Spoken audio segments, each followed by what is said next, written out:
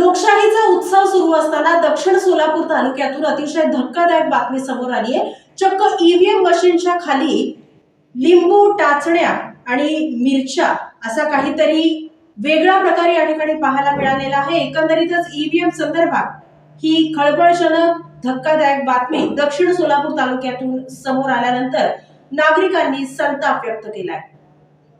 लोकशाहीचा उत्सव सुरू असतानाच दक्षिण सोलापूर तालुक्यातून एक अत्यंत धक्कादायक आणि संतापजनक प्रकार समोर आला आहे। मतदान केंद्रावरील ईव्हीएम मशीनखाली चक्क टाचण्या टोचलेली लिंबू आणि मिरची ठेवून जादूटोणा केल्याचा खळबळजनक आरोप अपक्ष उमेदवार संदीप राठोड यांनी केला आहे। या धक्कादायक प्रकारामुळे मतदारांमध्ये भीतीचे वातावरण पसरले आहे।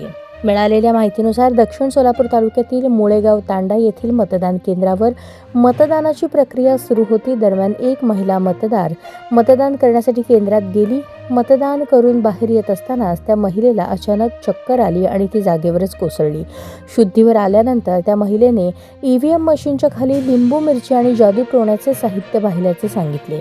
महिलेने सांगितलेल्या प्रकारची खातरजमा करण्यासाठी पंचायत समितीचे अपक्ष उमेदवार संदीप राठोड यांनी तातडीने मतदान केंद्रात जाऊन पाहणी केली। त्यावेळी त्यांना ईव्हीएम मशीनच्या खालील बाजूस टाचण्या टोचलेली लिंबू आणि मिरची आढळून आली।